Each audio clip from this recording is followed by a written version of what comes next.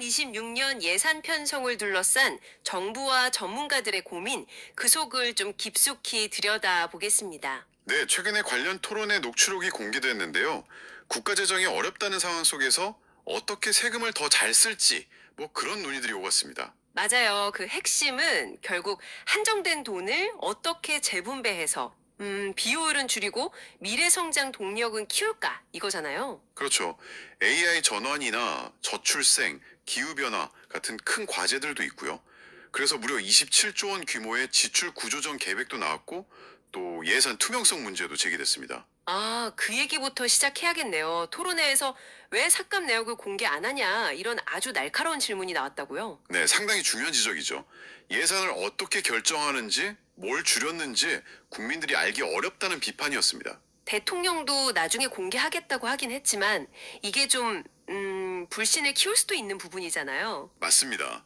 전문가들 지적처럼 많은 분들이 재정 부족 원인을 복지 지출보다는 쓸데없이 새는 돈 때문이라고 생각하는 경향이 있거든요. 아, 그렇군요. 그러니까 세금을 더 걷거나 복지를 줄이자고 하기 전에 정부가 먼저 우리 이렇게 낭비 줄이려고 노력하고 있습니다.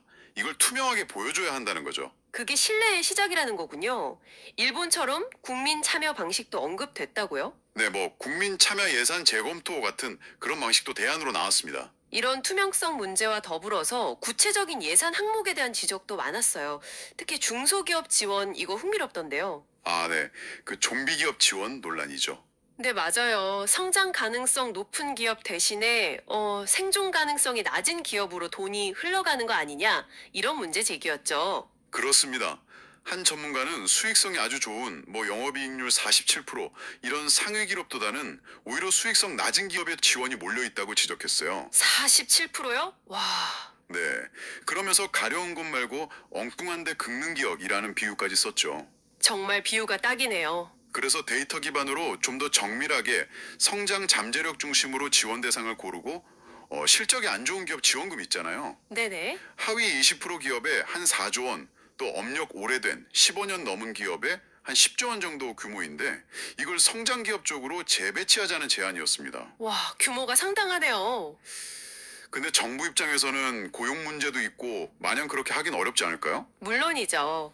정부도 이미 좀비 기업 지원을 한 7천억 정도 줄이고 AI 같은 첨단 분야 투자는 늘렸다고 설명하긴 했어요. 아, 이미 조정을 하고는 있군요. 네, 하지만 말씀하신 대로 고용 유지 같은 여러 가지를 고려해야 한다는 점도 인정했고요. 균형점을 찾는 게 숙제죠. 이런 효율성 문제는 복지 시스템에서도 나왔다고요. 너무 복잡하다는 지적 말이죠. 네, 맞습니다. 특히 그 영유아 관련 현금 지원 종류가 너무 많잖아요.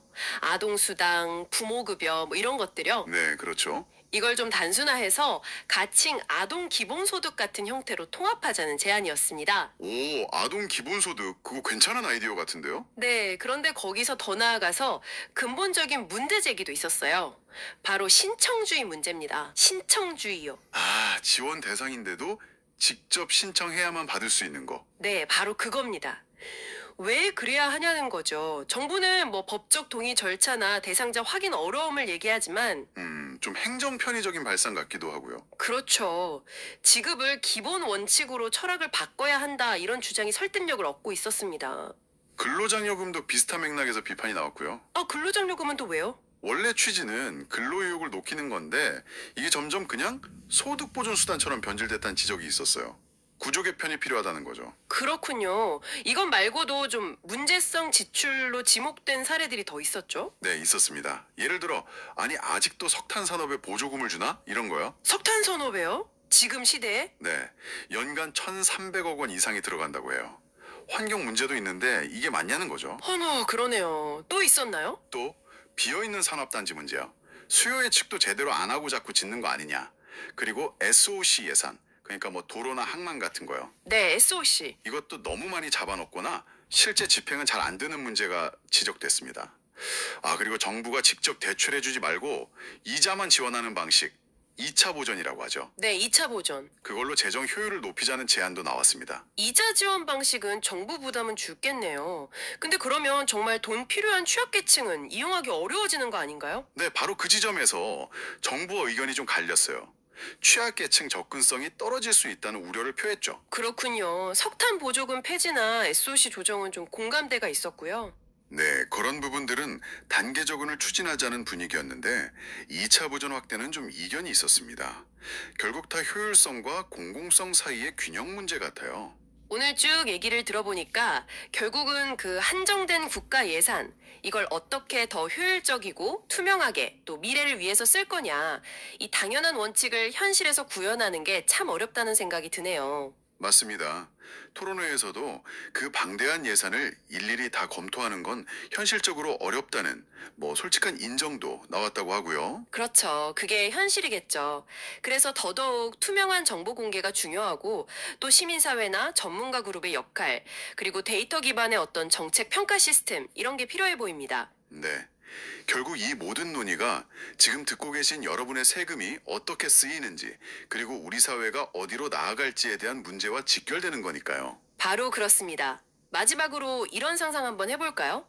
만약에 시민들이 직접 참여해서 예산 낭비 사례를 찾아내고 그걸로 예산을 절감했어요.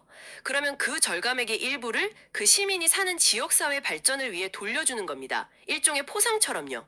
오, 인센티브 방식이군요. 네, 어쩌면 이게 그 방대한 예산 속에서 숨은 낭비를 찾아낸 어떤 집단지성의 동기부여, 그 열쇠가 될 수도 있지 않을까요? 여러분의 생각은 어떠신가요?